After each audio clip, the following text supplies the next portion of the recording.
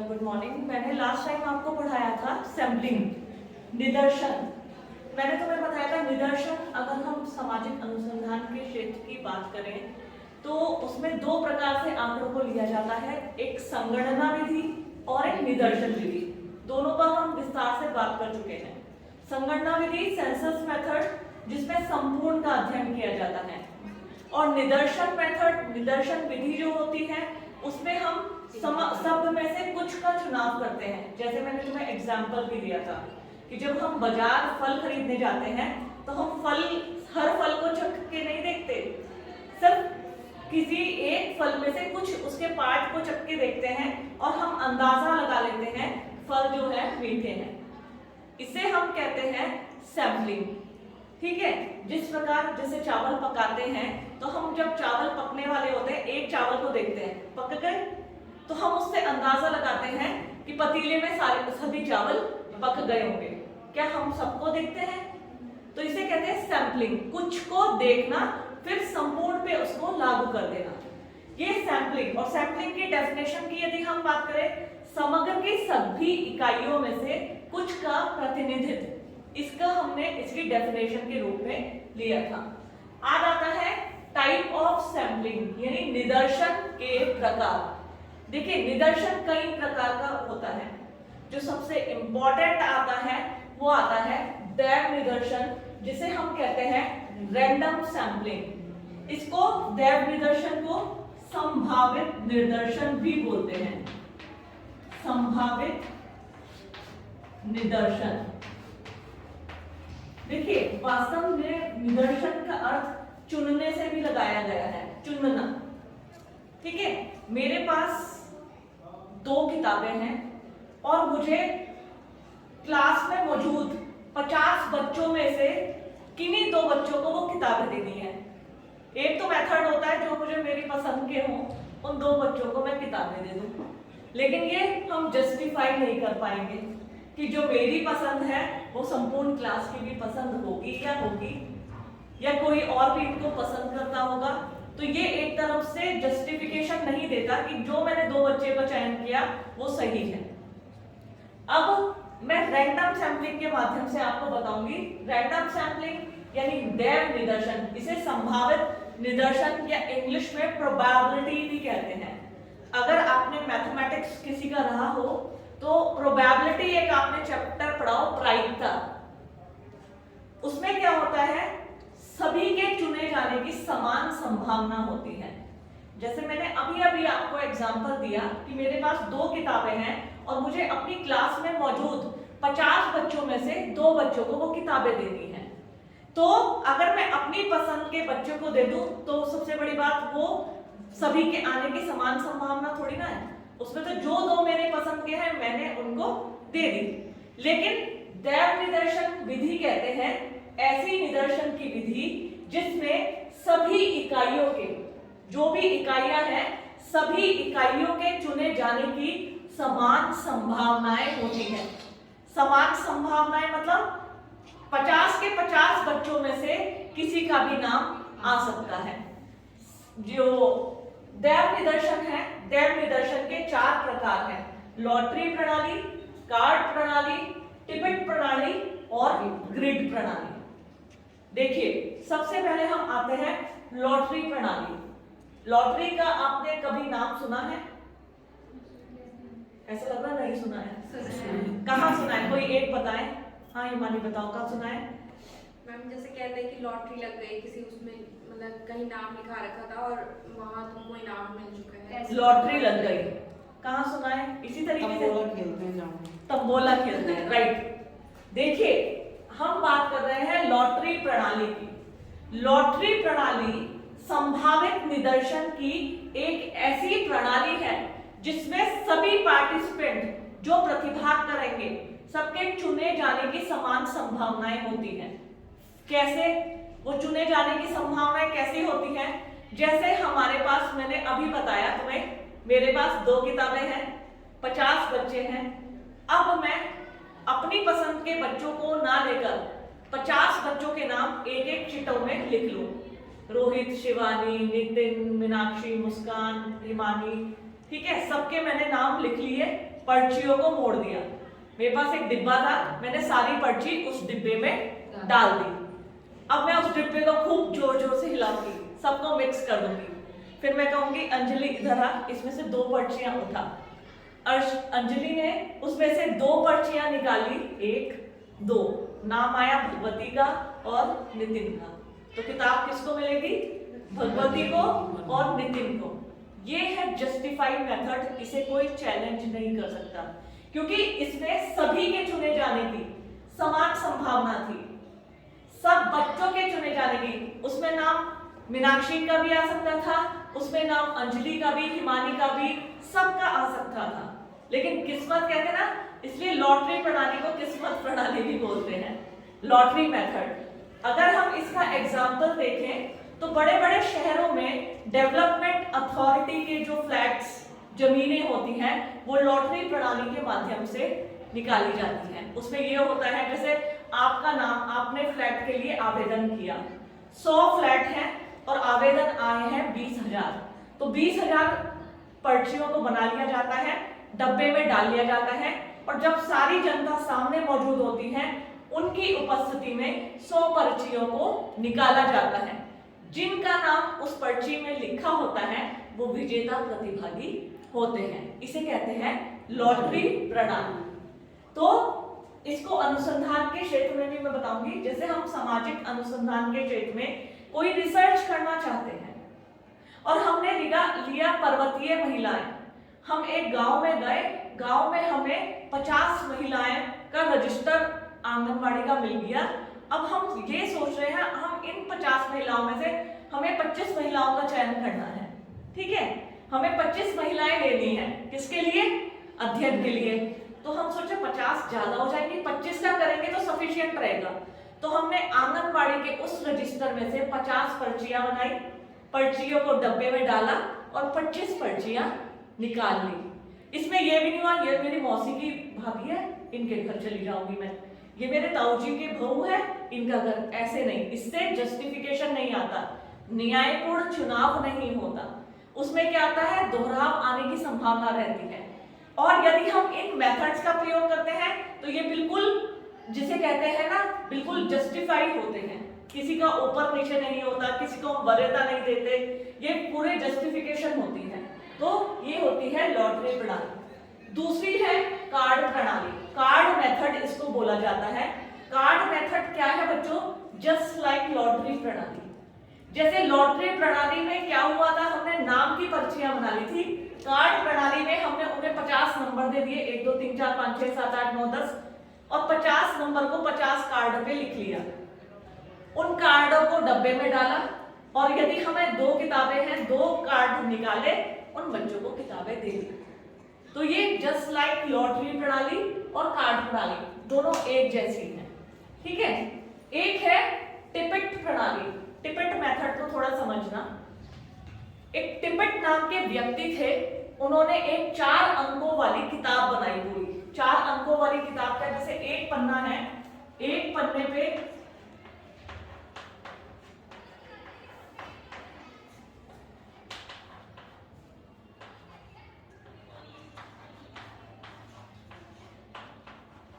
इस तरीके से कुछ संख्याएं पूरी किताब में लिखी हुई हैं।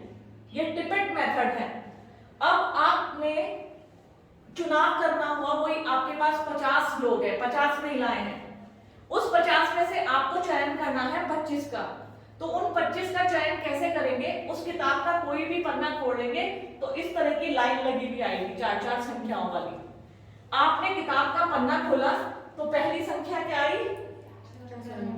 तो जो 4 पर मौजूद है हम उसको लेंगे, ठीक है। फिर दूसरी संख्या क्या आई? 2 पे जो मौजूद है हम उसको लेंगे। तीसरी संख्या क्या आई? 9। तो 3 व्यक्तियों का चयन हो गया, 2 ऑलरेडी हम ले चुके थे। अब 11 नंबर जब आता है, इसमें तो हमें 11 नंबर नहीं मिल नहीं रहा है, तो हम क्या करेंगे? 1 जमा 1 कितना हो गया? 2।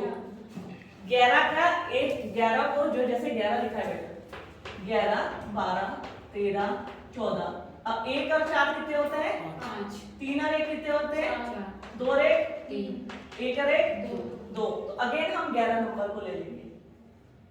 ठीक है, ये यहाँ पे आया ना, पहले हमने 4 को ले लिया।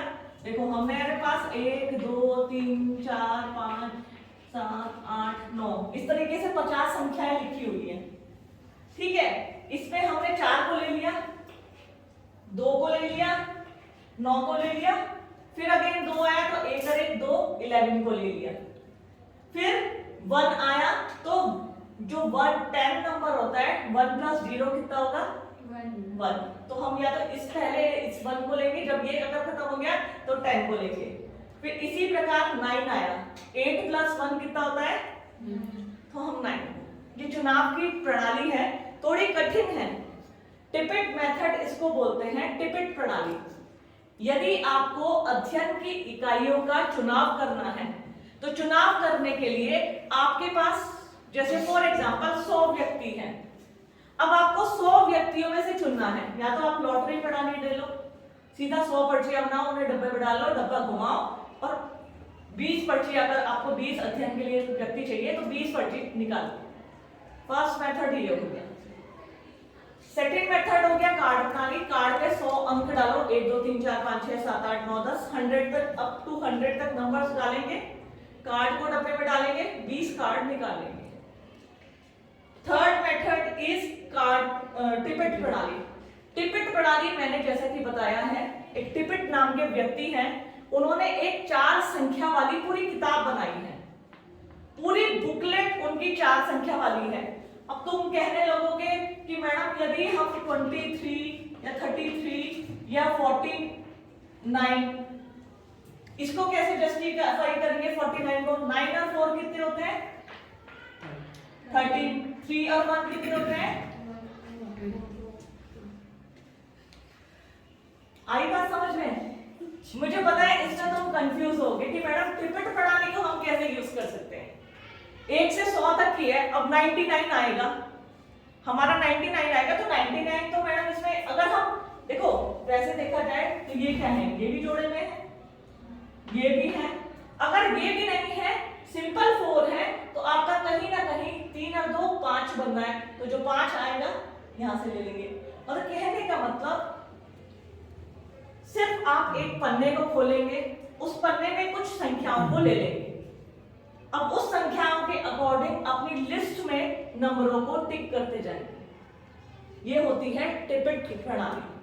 आपको मेन लिखना है कि 4 अंकों वाली उन्होंने कहीं सारी डिजिट दी हुई है टिपिट महोदय ने, उन डिजिट को हम अपने चुनाव के लिए चुनेंगे नंबरों के हिसाब से। जैसे कुछ नंबर को हमने चुन लिया, फिर जो जो आते गए अध्ययन के लिए हम उनका चुनाव करते गए। ये है टिपिट प्रणाली। नेक्स्ट है ग्रिड प्रणाली। देखिए ग्रिड प्रणाली का यूज कब किया जाता है? जब अध्ययन करने वाला क्षेत्र बहुत बड़ा होता है। ध्यान से समझिएगा। ग्रिड प्रणाली, ग्रिड मेथड इसको बोलते हैं इंग्लिश में, ग्रिड मेथड। जब हमारा अध्ययन करने वाला क्षेत्र बहुत बड़ा होता है और उसमें हम ना तो लॉटरी प्रणाली, ना टिकट प्रणाली, ना टिपिट प्रणाली को यूज कर सकते हैं, तो उसके लिए हमारे पास मौजूद है ग्रिड प्रणाली। फॉर एग्जाम्पल यदि हमें पूरे उत्तराखंड का अध्ययन करना है, अभी तक तो हम पर्वतों की बात कर रहे थे, पर्वतों में भी पौड़ी का एक जिला है यमकेश्वर, पौड़ी जिला है, पौड़ी की एक तहसील है यमकेश्वर, उसका हमने अध्ययन कर लिया। लेकिन अब हमारे सामने टारगेट आता है कि हमें पूरे उत्तराखंड का अध्ययन करना है, तो हम अध्ययन की इकाइयों को कैसे लेंगे उसकी बात हम करते हैं ग्रिड मेथड में। ग्रिड कहते हैं शीशे के एक खांचे को। फॉर एग्जाम्पल हमारा उत्तराखंड का मैप है, हमारे उत्तराखंड का मैप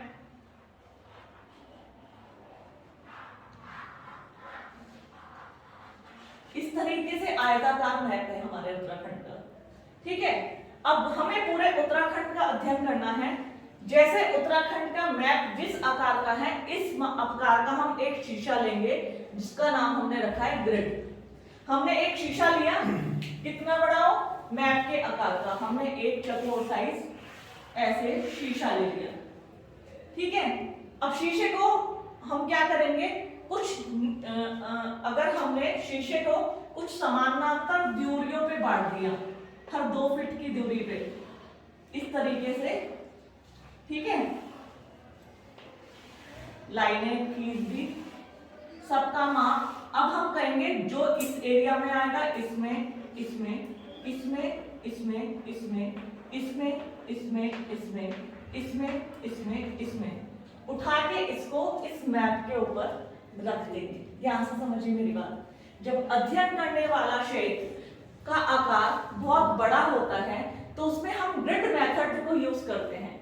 ग्रिड बोलते हैं, जैसे अगर हमारा जिस स्थान का हमें अध्ययन करना है उसके मैप को हमें देखना होगा, नक्शे को, उसका नक्शा। अब उत्तराखंड के नक्शे की हम बात कर रहे हैं, आयताकार आकार का है। इस आकार का हमने एक शीशा लिया, शीशे में एक निश्चित दूरियों पर कुछ चिन्हों को अंकित कर दिया, सबकी निश्चित दूरियां हैं। तो हमें 9 हमारे लिए स्थान हुए, 1 2 3 4 5 6 7 8 9 10 11 12 स्थान हुए। हमने ग्रिड को उठा के इसके ऊपर रख दिया। अब इस पॉइंट के नीचे जो स्थान होगा उसे हम अध्ययन के लिए चुनेंगे। इस पॉइंट के नीचे जो स्थान होगा अध्ययन के लिए चुनेंगे। इस पॉइंट के लिए जो स्थान होगा उसे हम अध्ययन के लिए चुनेंगे। कहने का मतलब पूरे उत्तराखंड में से हमने 12 स्थान का चयन किया है और वो 12 स्थान चूंकि पूरे एरिया में फैले हुए हैं। देखिए, अगर हम इस मेथड को ना लें तो हम सोचने लगे अरे हम पौड़ी जिले में रहने वाले हैं तो 12 स्थानों में हम पौड़ी ले लेते हैं, हरिद्वार ले लेते हैं, उत्तरकाशी ले लेते हैं, टिहरी, चमोली, यहाँ का एरिया ले लेते हैं, लेकिन सारा कुमाऊं रह जाएगा। और इससे क्या होता है, जस्टिफाई नहीं हम करते, न्यायपूर्ण आंकड़े एकत्रित नहीं हो पाते। इसलिए grid method is a best method. आंकड़ों को इकट्ठा करने के लिए किसी में भेदभाव नहीं रहता, किसी के छूटने की संभावनाएं रहती, सब स्थानों में समानता लिए हुए होता है। यह है ग्रिड प्रणाली। तो बच्चों, तुम्हारे जो निदर्शन है, निदर्शन में पहला निदर्शन था दैव निदर्शन। दैव निदर्शन, इसको हम संभावित निदर्शन भी कहते हैं। संभावित निदर्शन 4 प्रकार का होता है, लॉटरी प्रणाली, कार्ड प्रणाली, टिकट प्रणाली और ग्रिड प्रणाली। सेकंड, अब हम आते हैं सेकंड निदर्शन के प्रकार पे, उद्देश्यपूर्ण निदर्शन, पर्पसिव सैंपलिंग जिसे कहते हैं, उद्देश्यपूर्ण निदर्शन।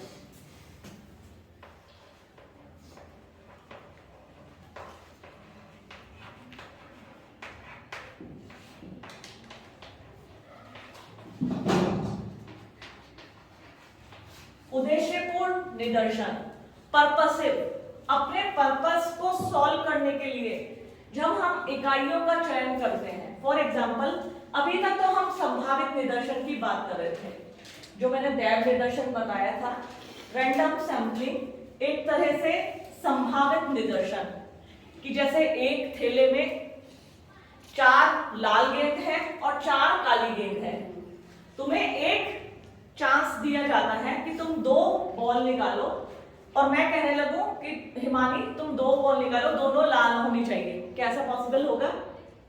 मैं थैला हिलाऊंगी, तुम्हें आंख बंद करके कहूंगी 2 बॉल इसमें से निकाल लो, क्या दोनों आने की संभावनाएं होती है? या तो दोनों काली ही आ सकती हैं, या एक काली या एक लाल आ सकती है, या 2 लाल आ सकती है, ये आने की संभावनाएं होती हैं। तो इसे हम रैंडम सैंपलिंग, संभावित निदर्शन, ट्राई का प्रोबेबिलिटी भी कहते हैं। दूसरे हम आते हैं उद्देश्यपूर्ण निदर्शन पे। जब अध्ययन किए जाने वाली इकाइयों को दैव निदर्शन की सहायता से नहीं निकाला जा सकता। कहने का मतलब, हमारे अध्ययन के उद्देश्य, अध्ययन के ऑब्जेक्टिव्स कुछ ऐसे होते हैं कि हमें इकाइयों का चयन अपने आप से उद्देश्य, अध्ययन के उद्देश्यों के आधार पर किया जाना होता है, तो उसे कहा जाता है उद्देश्यपूर्ण निदर्शन। फॉर एग्जाम्पल, उदाहरण के तौर पर हमें करना है कृषकों का अध्ययन। किसानों की आत्महत्या जैसे दिन पर दिन बढ़ती जा रही है, और महाराष्ट्र किसानों की आत्महत्या पर पहले स्थान पर आता है। अगर हम देखें तो ऐसे में हमें देखना होगा, हमने किसानों की आत्महत्या एक समस्या विषय लिया है और हमने उद्देश्यपूर्ण निदर्शन कि हम सिर्फ महाराष्ट्र में ही जाएं क्योंकि वहां ही सबसे ज्यादा मौतें हो रही हैं। उद्देश्यपूर्ण निदर्शन चूंकि हम देख रहे हैं किसानों की आत्महत्या, और आत्महत्या कहाँ ज्यादा हो रही है? महाराष्ट्र में। तो महाराष्ट्र में हमें जाना होगा। हम ये नहीं कि हम उत्तराखंड का अध्ययन कर लें या यूपी का कर लें, आंकड़े हमें उस प्रकार से मिल नहीं पाएंगे। जहां परेशानियां होती हैं, जहां समस्या होती है, समाधान भी वही समस्या से मिलता है। तो उद्देश्यपूर्ण कहते हैं जब हमारे अध्ययन के उद्देश्य निश्चित होते हैं। हमने अध्ययन के उद्देश्य बनाए कि आत्महत्या का बढ़ने का रीजन क्या है, वो क्या क्या कठिनाइयां या परेशानियां हैं जहां मजबूर होकर किसानों को आत्महत्या करनी पड़ रही है। तो अध्ययन का जो हमें चयन करना पड़ेगा, अध्ययन के उद्देश्यों को ध्यान में रखकर हमें महाराष्ट्र का कोई ऐसा जिला, कोई ऐसा नगर, कोई ऐसी ग्राम पंचायत का चयन करना पड़ेगा जहां आत्महत्या का प्रतिशत सबसे ज्यादा है। तो जहां हमें संभावना को ध्यान में नहीं रखना है, जहां हमें अध्ययन के उद्देश्यों को ध्यान में रखना है, तो ऐसे निदर्शन को क्या कहा जाता है? उद्देश्यपूर्ण निदर्शन। आई बात समझ में? अध्ययन के उद्देश्यों को ध्यान में रखकर जो सैंपलिंग की जाती है, आंकड़े एकत्रित किए जाते हैं, उसे कहा जाता है उद्देश्यपूर्ण निदर्शन। नेक्स्ट आता है बहु स्तरीय निदर्शन।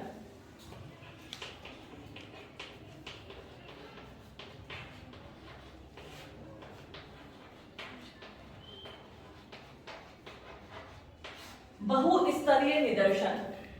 बहुस्तरीय निदर्शन में दैव निदर्शन और उद्देश्यपूर्ण निदर्शन दोनों के सम्मिलित रूप को कहा जाता है बहुस्तरीय निदर्शन, जिसमें हम दैव निदर्शन की विधियों को भी प्रयोग में लाते हैं और उद्देश्यपूर्ण निदर्शन की विधियों को भी प्रयोग में लाते हैं। उसे कहा जाता है बहुस्तरीय निदर्शन। फॉर एग्जाम्पल, हमें छात्र असंतोष का अध्ययन करना है।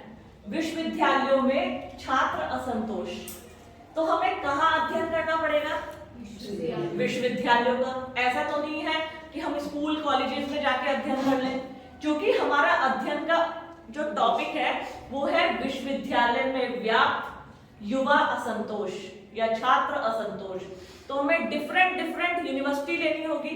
सबसे पहले उद्देश्यपूर्ण निदर्शन, हमने अलग अलग यूनिवर्सिटी ले ली। उद्देश्य, अध्ययन के उद्देश्यों को ध्यान में रखते हुए हमने जहां ज्यादा हमें झगड़े देखने को मिलते हैं, अक्सर जहां की खबरें हाईलाइट होती रहती हैं, अखबारों में हम देखते हैं कि यहाँ जेएनयू कैंपस में, डीयू कैंपस में ज्यादा छात्र झगड़ा हो रहा है, ये हो रहा है, गोली चली, हाथापाई हुई। तो हम अध्ययन के उद्देश्यों को ध्यान में रखकर उन यूनिवर्सिटियों का चयन करेंगे। फिर हम दैव निदर्शन की सहायता से, रैंडम सैंपलिंग की मदद से साइंस, आर्ट्स और कॉमर्स उन फैकल्टियों में से 20-20 जैसे बच्चों का चयन करना। और किसकी सहायता से? रैंडम सैंपलिंग की सहायता से, दैव निदर्शन की सहायता से अध्ययन की इकाइयों का चयन करेंगे।